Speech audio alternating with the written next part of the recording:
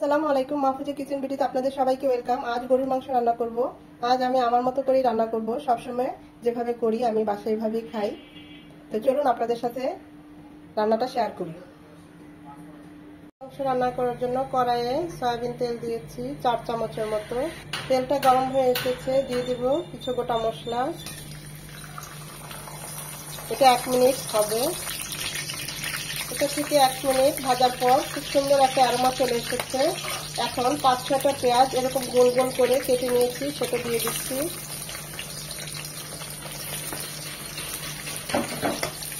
একটু নরম হবে, একদম লাল লাল হবে না।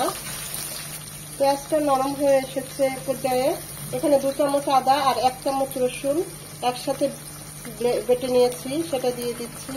এটাকে 1 মিনিট ভেজে নেব যেন আদার ঝাঁজটা চলে যায়।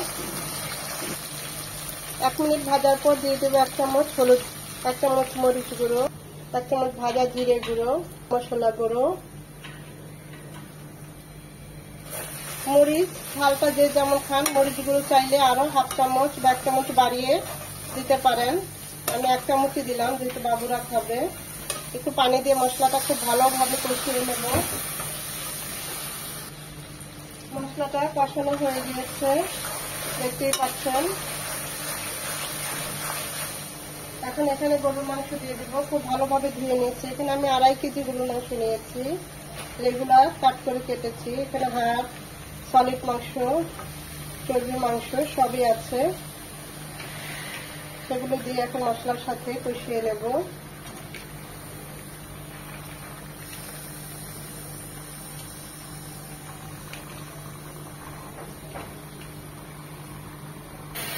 এখন এটা মিনিমাম কষবে 10 মিনিট। 10 মিনিট পর এখানে 1/2 কাপ টক দই আমি ফেটে দিচ্ছি।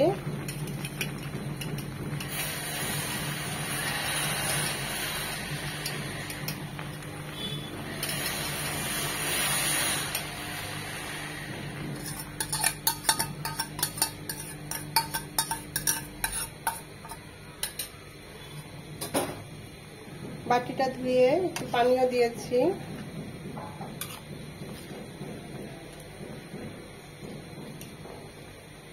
টক দইয়ের সাথে এটা আরো কষবে মিনিমাম 10 মিনিট।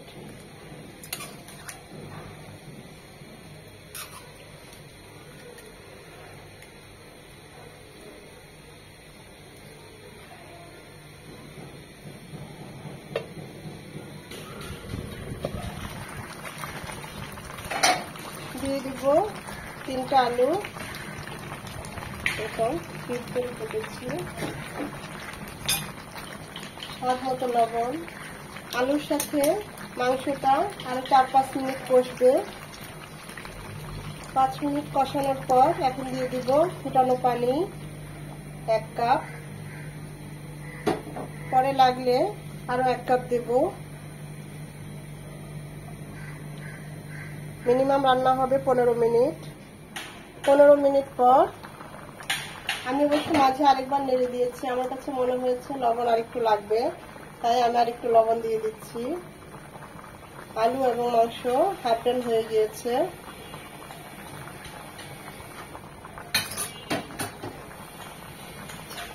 দিয়ে দেব 1 চামচ টেস্টিং সল্ট,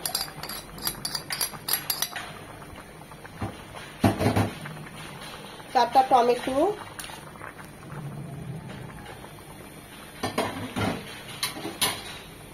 আর দিয়ে দেব কাঁচা মরিচ আস্ত ফ্লেভারের জন্য 5-6টা।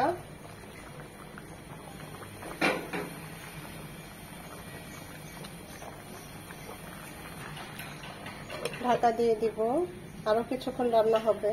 ওই চুলায় গরুর মাংসটা হচ্ছে, নামিয়ে ফেলবো আর একটু পরেই।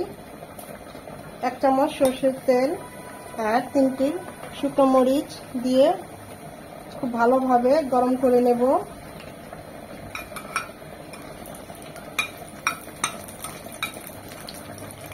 শুকনো মরিচের ফোড়নটা এখন মাংস দিয়ে দেব। এটা ঠিক নামানোর মুহূর্তেই দিয়ে দিব। আমাদের মাংসটা একদম অলমোস্ট ডান। দেখুন মাংসগুলো সেদ্ধ হয়ে গিয়েছে, আলুগুলো সেদ্ধ হয়ে গিয়েছে। আমি এই ঝোলটাই রাখবো, কারণ আলুতে ঝোল টানে। আমি তো সবসময় এভাবেই রান্না করি গরুর মাংস, বাসায় যখন রান্না করে খাই। আমি আমার মতো করে রান্না করলাম। তো এভাবে আপনারা একবার রান্না করে খাবেন এবং কমেন্ট করে জানাবেন কেমন হয়েছে। তৈরি হয়ে গেল আমার গরুর মাংস রান্না। তো এভাবে একবার হলেও ট্রাই করবেন। ভিডিওটা দেখে যদি একটু ভালো লেগে থাকে অবশ্যই একটা লাইক দিবেন। চ্যানেলটা যারা এখনো সাবস্ক্রাইব করেন নাই অবশ্যই চ্যানেলটা সাবস্ক্রাইব করবেন। আর চ্যানেলটা সাবস্ক্রাইব করেছেন অথচ এখনো ভিডিওটা আমার চ্যানেলটা কখনো অনই করেন না, তাদের কাছে আমার রিকোয়েস্ট রইল অবশ্যই চ্যানেলটা অন করবেন, ভিডিওগুলো দেখবেন, কমেন্ট করবেন এবং একটা করে লাইক দিবেন।